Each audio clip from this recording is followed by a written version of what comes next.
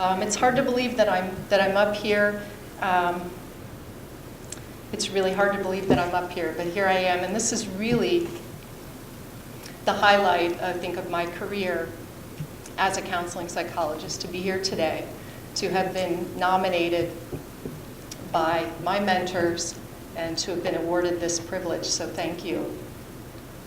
I'm here today because of the loving kindness and gifts of my family of origin, my coaches, teachers and mentors, friends, and my own family of choice. And today I'm going to talk a little bit about my own family of origin. I study families. People say I know some things about family systems.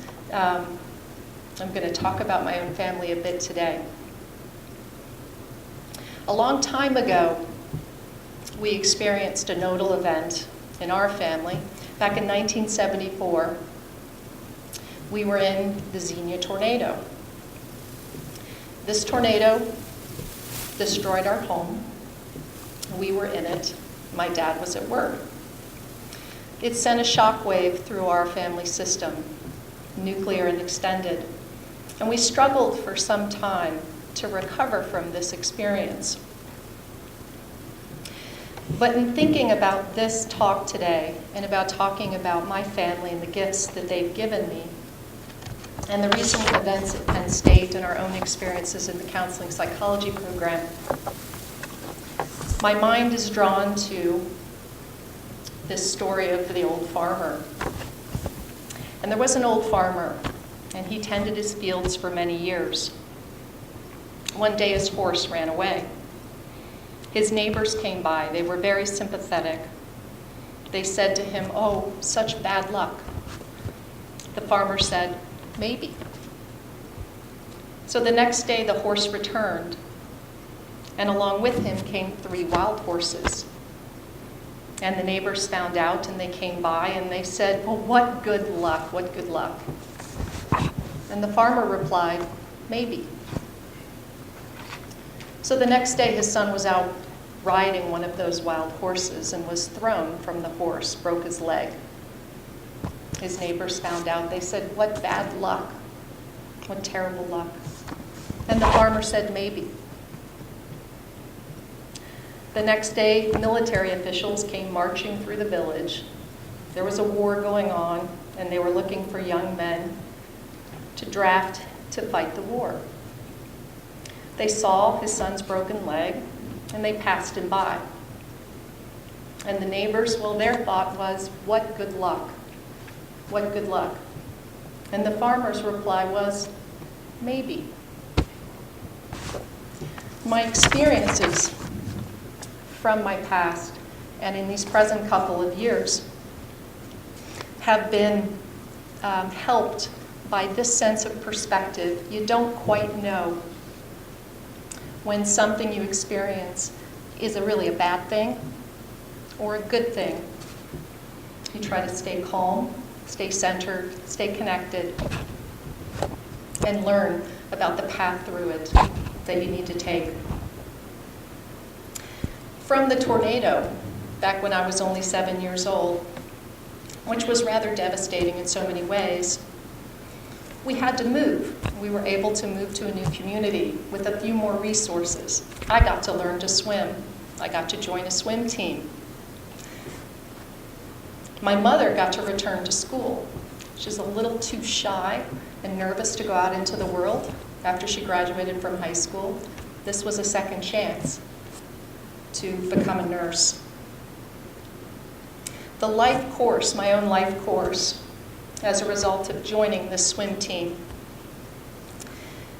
was set on a trajectory of recovery from this traumatic event we experienced. And my memories of my father waking up at 4:15 in the morning, making his coffee and driving me to practice every day. Not every day, 3 days a week. And I remember holding his coffee while he drove our little Volkswagen Bug so he could shift. I'd hold the coffee. And this was our routine for many years through my childhood.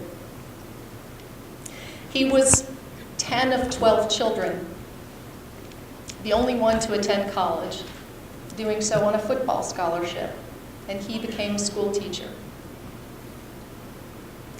My parents taught me a great deal about sacrifice and struggle and trying to make things better for their own children. With my mother, there's a particularly poignant memory I want to share. I was at SUNY Albany in graduate school. I was a few days from taking comprehensive exams, and I was pretty nervous. And I was nervous about the regular things, the things that had to do with what if I don't pass. But the things that actually began to come to me had to do with what if I do pass? What if I do pass? Then what? What if my parents don't think that I need them? I called my mother. I can be very direct in these things. And I talked with her about this, and I told her, I think I'm a little bit afraid that if I succeed and if I go on to get this PhD, you might think that I don't need you. But I still really need you both. So we had a good cry. And she reassured me that they would be there for me through my successes and my failures.